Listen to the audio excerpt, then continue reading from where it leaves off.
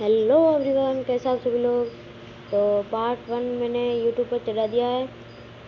ठीक है, पार्ट 1 मैंने चढ़ा दिया है, ये पार्ट 2 है, इसे देख कर जाना। और पार्ट का नाम तो मुफ्ती गुजराती की लोक कथा है। हमने यहाँ तक पढ़ लिया था कि वो पैसे खर्च करने पड़ेंगे। लाबू बहन से बोले हाँ पैसे। और वो कहाँ किस पेड़ के नीचे बैठ गया था?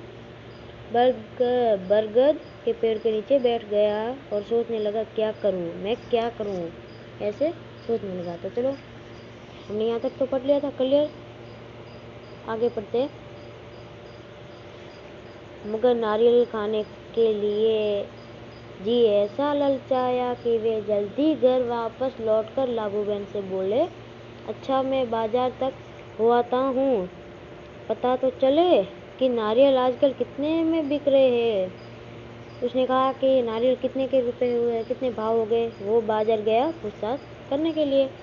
जूते पहनकर छड़ी उठाकर भिखूभाई निकल पड़े। जूते पहनकर छड़ी उठाकर भिखूभाई निकल पड़े।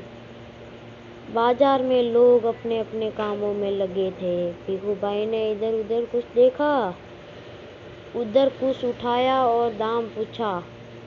देखते पूछते वे नारियल वाले के पास पहुंच गए। किसके पास पहुंचे? नारियल वाले। ए नारियल वाले, नारियल कितने में दोगे? भिखूभाई ने पूछा। भिखूभाई ने क्या पूछा? भिखूभाई ने पूछा। नारियल वाले ने कहा बस 2 रुपये में काका। कितने रुपए में? 2 रुपये में।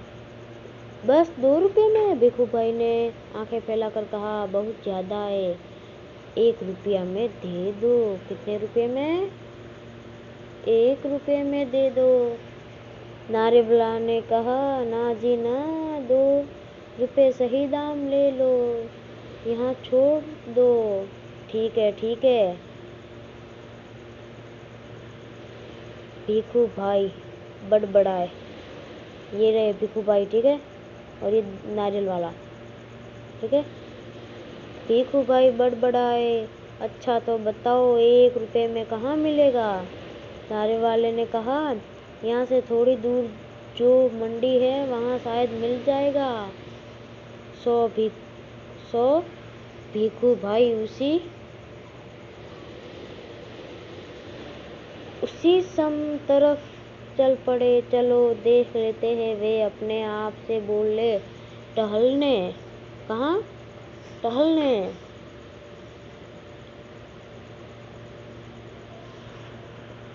का एक मौका, टहलने का एक मौका है और रुपए भर की बचत भी हो जाएगी। ठीक है, टहलने का मौका यानी घूमने का मौका है और 1 रुपये की बचत भी हो जाएगी। खुशी से घुराते भिखूभाई ने छड़ी को जमीन पर थपथपाया और मंडी से कोलाहल फैला हुआ था। व्यापारियों की ऊंची ऊंची आवाजें गूंज रही थी। बटाटा आलू, बटाटा आलू, कांदा प्याज, कांदा प्याज, गाजर गाजर गाजर गाजर, गोभी बंद गोभी, गोभी बंद गोभी। माथे का पसीना पोंछकर भिखूभाई ने इधर उधर ताका। नारियल वाले को देखकर पूछा, अरे भाई 1 नारियल कितने में दोगे? सिर्फ 1 रुपया काका। सिर्फ कितने रुपए? सिर्फ 1 रुपया काका। नारियल वाले ने जवाब दिया, जो चाहो ले जाओ जल्दी। सूं से भाई। भिखूभाई ने कहा, यह क्या, मैं इतनी दूर से आया हूँ और तुम पूरा 1 रुपया मांग रहे हो? 50 पैसे काफी है। मैं इस नारियल को लेता हूँ और तुम ये लो, पकड़ो 50 पैसे। नारियल वाले ने झट भिखूभाई के हाथ से नारियल को छीन लिया और बोला, माफ करो काका, 1 रुपया या फिर कुछ नहीं।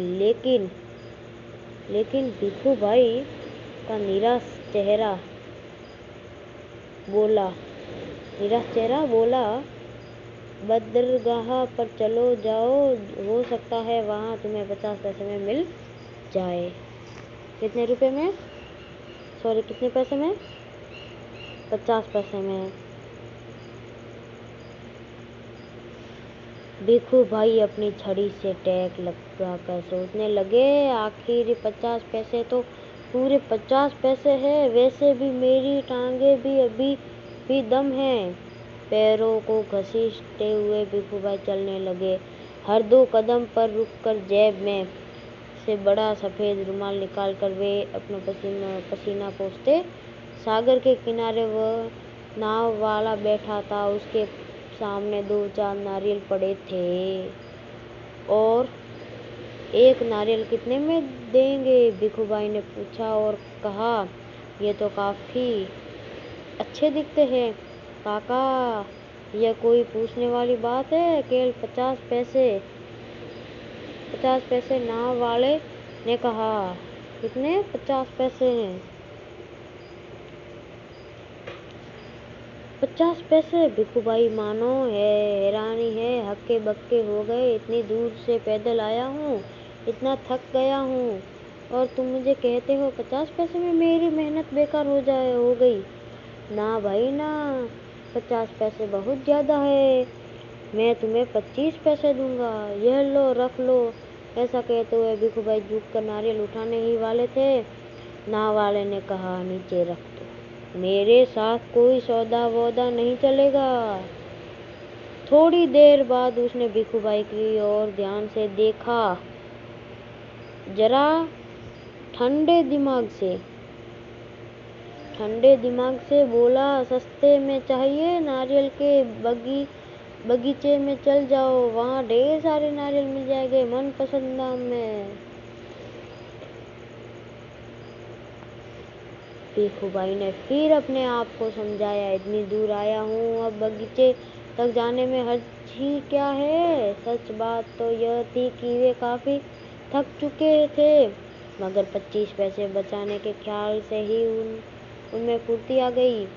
भिखू भाई ने सोचा, 2 गुना ज़्यादा चलना पड़े पर 4 आने बच भी तो जाएंगे, और फिर कोई भी चीज़ मुफ्त में कहाँ मिलती है। भिखू भाई नारियल के बगीचे में पहुँच गए। वहाँ के मौली को देखकर उससे पूछा, यह नारियल कितने में बेचोगे। ठीक है, ये रे भिखू भाई नारियल तोड़ रहे, ठीक है, और वे यहाँ पढ़ रहे थे। माली ने जवाब दिया, जो पसंद आए ले जाओ काका, बस 25 पैसे का एक देखो, कितने बड़े बड़े हैं। हे भगवान, 25 पैसा, पूरा रास्ता पैदल आने के बाद भी जूते घिस गए, पैर थक गए, और अब तो पैसे भी देने पड़ेंगे। मेरी बात मानो, एक नारियल मुफ्त में ही दे दो। हाँ देखो कितना थक गया हूँ। भिखू भाई की बात सुनकर माली ने कहा, अरे काका, मुफ्त में चाहिए न, यह रहा पेड़ और वहाँ रहा नारियल, पेड़ पर चढ़ जाओ और जितने चाहो तोड़ लो, वहाँ नारियल की कोई कमी नहीं है, पैसों में मेरी मेहनत के है, सच जितना चाहूँ ले लूँ। भिखू भाई तो खुशी से फूल न समाये, मेरा यहाँ तक आना बेकार नहीं गया। उन्होंने जल्दी जल्दी पेड़ पर चढ़ना शुरू कर दिया। पेड़ पर चढ़ते चढ़ते भिखू भाई ने सोचा, बहुत अच्छे, मेरी तो किस्मत खुल गई है। क्या खुली है? किस्मत, जितने नारियल चाहे तोड़ लूँ और पैसे भी न दूँ, क्या बात है। भिखू भाई ऊपर पहुँच गए, फिर वे टहना और तने के बीच आराम से बैठ गए और दोनों हाथों को आगे बढ़ाने लगे। सबसे बड़े नारियल को तोड़ने के लिए झटक पैर फिसल गए। भिखू भाई ने एकदम से नारियल पकड़ लिया। उनके दोनों पैर हवा में झूलते रह गए। ओ माँ, अब मैं क्या करूं? भिखू भाई चिल्लाने लगे। अरे भाई मदद करो। उन्होंने नीचे खड़े माली से विनती की। माली ने कहा वो मेरा काम नहीं काका, मैंने सिर्फ नारियल लेने की बात की थी, बाकी सब तुम्हारे और तुम्हारे नारियल के बीच मामला। पैसे नहीं, खरीदना नहीं, बेचना और मदद नहीं, सब कुछ मुफ्त। तभी ऊंट पर सवार एक आदमी वहां से गुजर अरे ओ भिखू भाई जोर जोर से बुलाने लगे, ओ ऊंट वाले मेरे पैर वापस से पेड़ पर टिका दो न, बड़ी मेहरबानी होगी। ऊंट वाले ने सोचा, चलो मदद कर देता हूँ, मेरा क्या जाता है। ऊंट की पीठ पर खड़े होकर उसने भिखू भाई के पैरों को पकड़ लिया। ठीक उसी समय ऊंट को हरे हरे पत्ते नजर आए। पत्ते खाने के लालच में ऊंट ने गर्दन झुकाई और अपनी जगह से हट गया। बस वह आदमी ऊंट की पीठ से फिसल गया। अपनी जान बचाने के लिए उसने भिखू भाई के पैरों को कसकर पकड़ लिया। अब दोनों क्या करते, इतने में एक घुड़सवार आया और अरे संभालो, सो पेड़ से लटके दोनों पुकारने लगे, सुनो भाई, कोई बचाओ बचाओ। घुड़सवार को देखकर भिखू भाई ने दुहाई दी, ओ मेरे भाई, मुझे पेड़ पर वापस पहुंचा दो। 1 मिनट भी नहीं लगेगा, मैं घोड़े की पीठ पर चढ़ कर इनकी मदद कर देता हूँ। यह सोचकर घुड़सवार घोड़े पर ऊँट खड़ा हुआ, लेकिन कौन कहता है कि घोड़ा ऊँट से बेहतर है। हरी हरी घास दिखाई देने पर तो दोनों एक जैसे ही है। घास के चक्कर में घोड़ा जरा आगे बढ़ा और छोड़ चला अपने मालिक को ऊँट वाले के पैरों से लटकते हुए। 1 2 और अब तीनों के तीनों झूलते रहे नारियल के पेड़ से। काका काका किसके पकड़े रहना। हाँ, घुड़सवार ने पसीना पसीना होते हुए कहा, जब तक कोई बचाने वाला न आए कहीं छोड़ न देना, मैं आपको 100 रुपये दूंगा। 100 रुपये दूंगा काका काका। बूट वाले की बारी थी, मैं को 200 रुपये दूंगा, लेकिन नारियल को छोड़ना नहीं।